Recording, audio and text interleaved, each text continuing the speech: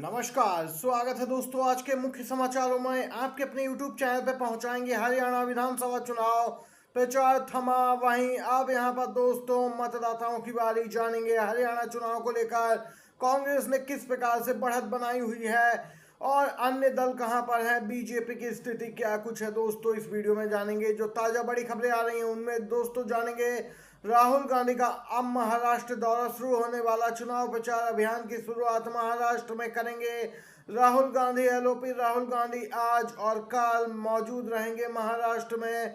दोस्तों आपको बताते चलें, हरियाणा चुनाव प्रचार थमने के बाद राहुल गांधी ने रुख महाराष्ट्र का किया है, जहां पर अब चुनावी रणनीति तैयार की जाएगी महाविकास अघाड़ी की।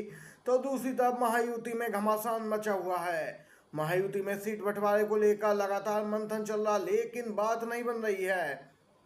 शिंदे गुट, अजीत पवार गुट यहाँ पे ज्यादा सीटों की मांग कर रहा है, जबकि बीजेपी इतनी सीटें उन्हें देने को तैयार नहीं है। 288 10 है विधानसभा में। यहाँ पर दोस्तों शिंदे गुट 100 से ज्यादा सीटें, अजीत पवार गुट यहाँ पे 60 सीटें मांग रहा है। बीजेपी इतनी सीटें देने पे सहमत नहीं है। इसी कारण गृह मंत्री अमित शाह की बैठक से मुख्यमंत्री एकनाथ शिंदे भी यहाँ पे नाराज रहे थे। एकनाथ शिंदे नाराज बताए जा रहे हैं। दोस्तों ये अपडेट निकल के आई है महाराष्ट्र को लेकर। वहीं महाविकास अघाड़ी का सीट फॉर्मूला तय है, बस राहुल गांधी की आम सहमति की जरूरत है। इसी के साथ दोस्तों अगली अपडेट की ओर चलते हैं। धार्मिक स्वतंत्रता पर अमेरिकी आयोग की विशेष रिपोर्ट में मोदी और अमित शाह का नाम शामिल। जी हां दोस्तों, क्या कुछ अपडेट आ रही है बताते चलें। अमेरिका में धार्मिक स्वतंत्रता के मुद्दे को लेकर भारत पर एक रिपोर्ट तैयार की गई है। इसमें भारत सरकार पर कई गंभीर आरोप लगाए गए। यूएस की इस रिपोर्ट के जरिए यहां पे भारत सरकार को घेरा गया है। कहा गया है कि यहां अल्पसंख्यकों पर भेदभाव वाले कानून थोपे जाते हैं। जी हां दोस्तों, इसी के साथ रिपोर्ट में आरोप भी लगाया गया है कि इन कानूनों के जरिए भारतीय सरकार अल्पसंख्यक समुदायों का दमन कर रही है और उन पर कई तरह के प्रतिबंध लगा रही है। ये रिपोर्ट अंतर्राष्ट्रीय धार्मिक स्वतंत्रता मुद्दे पर अमेरिकी आयोग ने तैयार की है। रिपोर्ट में नागरिकता संशोधन अधिनियम सीएए, समान नागरिक संहिता यूसीसी, राज्यों में धर्मांतरण का विरोध और गौ हत्या विरोधी कानून का जिक्र किया गया। साथ ही कहा गया कि इन कानूनों का मकसद भारत में मात्र अल्पसंख्यकों को टारगेट करना है और उन्हें मताधिकार से वंचित रखना है।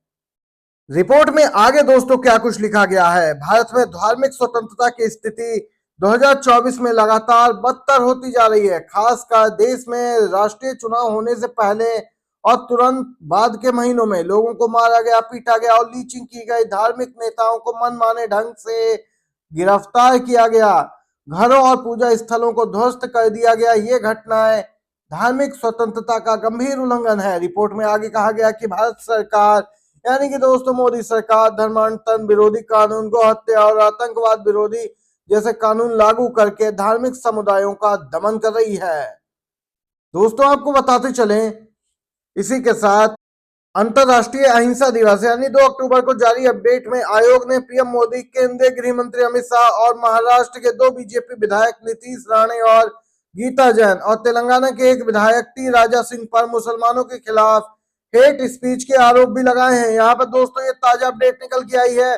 इस रिपोर्ट से आप सहमत हैं या नहीं जरूर बताइए कमेंट बॉक्स में। दोस्तों सहमत है तो एक लाइक वीडियो को जरूर कीजिएगा। वीडियो पसंद आ रहा हो तो लाइक करके अपना समर्थन आप दर्ज करवा सकते हैं। अगली अपडेट की ओर चलते हैं। बड़ी अपडेट आई दोस्तों, हरियाणा में चुनाव प्रचार थम चुका है। कल मतदान होना है, उससे पहले दोस्तों सी वोटर ने यहाँ पे बड़ा अनुमान लगाया है। बीजेपी इस बार होने जा रही है क्या सच में सत्ता से बाहर। बीच चुनाव के भी यहाँ पर दोस्तों राहुल ने बीजेपी को जो झटका दिया है, उसके बाद तो यहाँ पे बीजेपी की स्थिति और भी बस से बदतर होती जा रही है। कुछ राज्यों का विश्लेषण सामने निकल के आया दोस्तों, आपको बताते चले। हरियाणा में कांग्रेस की सरकार बन सकती है, जम्मू कश्मीर में इंडिया गठबंधन। वहीं जिन राज्यों में चुनाव होना है दोस्तों, जिनमें महाराष्ट्र, झारखंड शामिल है। महाराष्ट्र में महाविकास अघाड़ी, झारखंड में कांटे की टक्कर है दोस्तों। स्पष्ट रूप से नहीं यहाँ पे बताया जा सकता है, अनुमानित भी नहीं है कि कौन सी पार्टी जीत सकती है, लेकिन कांटे की टक्कर है। वहीं बिहार 2025 में और दिल्ली का भी चुनाव होना है, जहां पर बीजेपी का सफाया होता दिख रहा है दोस्तों। ये ताजा अपडेट निकल के आई है। मास्टर स्ट्रोक के साथ शुरू हो रहा है राहुल गांधी का महाराष्ट्र दौरा। वह छत्रपति शिवाजी महाराज की एक भव्य प्रतिमा का अनावरण करेंगे। वह कोल्हापुर में एक विशाल संविधान सभा में शामिल होंगे।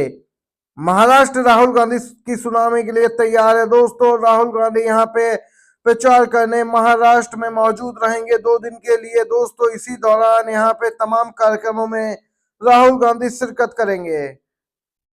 क्या बीजेपी ने मान लिया है हरियाणा में हार? क्योंकि दोस्तों, आखिरी चरण में भाजपा ने क्या हथियार डाले? पीएम मोदी साहब गायब क्यों? आपको बताते चले, हरियाणा में चुनाव प्रचार तो थम चुका, लेकिन इस बात की चर्चा जोरों पर है कि चुनाव प्रचार के अंतिम दिनों में पीएम मोदी और भाजपा के मुख्य रणनीतिकार और गृह मंत्री अमित शाह की हरियाणा में यहाँ पे कोई रैली नहीं हुई, कोई चुनाव प्रचार नहीं, गैर हाजिरी रही। दोस्तों, दोनों नेताओं ने यहाँ पे किसी भी रैली को 2 दिनों से संबोधित नहीं किया था, जिसके बाद यहाँ पे कई तरह के सवाल उठ रहे कि आखिर पीएम मोदी और गृह मंत्री शाह रैलियों में क्यों नहीं पहुंचे, रैलियां क्यों नहीं की। 5 अक्टूबर के मतदान के लिए प्रचार के आखिरी दिन इनका कोई कार्यक्रम नहीं था। पीएम मोदी बुधवार को झारखंड में थे, गुरुवार को दिल्ली में सफाई अभियान में हिस्सा ले रहे थे। छोटे से राज्य हरियाणा विधानसभा की 90 सीटों के लिए भाजपा की केंद्रीय लीडरशिप इस तरह हथियार डालेगी, तमाम राजनीतिक विशेषज्ञों को ये उम्मीद नहीं थी। देख सकते हैं किस प्रकार से दोस्तों यहाँ पे चुनाव प्रचार से दोनों बड़े नेताओं ने किनारा किया। राहुल गांधी की फुर्ती और बीजेपी की सुस्ती स्पष्ट दर्शा रही है कि हरियाणा में बड़ा खेल हो गया बीजेपी के साथ। बड़ा खेल तो तब भी हुआ जब हरियाणा में विधानसभा चुनाव की वोटिंग से 2 दिन पहले बीजेपी को करारा झटका देते हुए वरिष्ठ नेता पूर्व सांसद अशोक तंवर अचानक महेंद्रगढ़ जिले में राहुल गांधी की रैली में पहुंचे और कांग्रेस पार्टी में शामिल हो गए। जी हाँ दोस्तों, मजेदार तथ्य यह है कि कांग्रेस में शामिल होने से कुछ घंटे पहले वह सिरसा के पूर्व सांसद तंवर ने सफेदो विधानसभा क्षेत्र में बीजेपी उम्मीदवार के लिए प्रचार किया था। उन्होंने वोटरों से बीजेपी को तीसरी बार जिताने की अपील की। सूत्रों के मुताबिक तंवर की कांग्रेस में वापसी की राह 1 दिन पहले ही तैयार हुई। वह दिल्ली में कांग्रेस के एक वरिष्ठ नेता के संपर्क में थे। बताते चले, सब कुछ नाटकीय अंदाज में हुआ। जैसे ही राहुल गांधी अपना भाषण समाप्त कर रहे थे, तभी मंच से उपस्थित लोगों से थोड़ी देर इंतजार करने को कहा गया। इसके तुरंत बाद तंवर मंच पे आए, घोषणा की गई कि आज उनकी घर वापसी हो गई। तंवर को एक समय राहुल गांधी का करीबी माना जाता था। हरियाणा में बड़ा दलित चेहरा है। दलित समुदाय के नेता तंवर की कांग्रेस में वापसी से हरियाणा में कांग्रेस को मजबूती स्पष्ट तौर पे मिलेगी। वहीं बीजेपी इन्हें अपना राज्य स्तरीय बड़ा दलित नेता मानती थी, लेकिन इन्होंने बीजेपी को बड़ा झटका दिया है, जिसकी उम्मीद बीजेपी को नहीं थी। यहाँ पर दोस्तों, अभी तक के ये ताजा मुख्य समाचार थे जो सामने निकल के आए। वीडियो अच्छा लगा हो आपको तो लाइक कीजिएगा, शेयर कीजिएगा अपने सभी दोस्तों के साथ भी। बहुत बहुत धन्यवाद।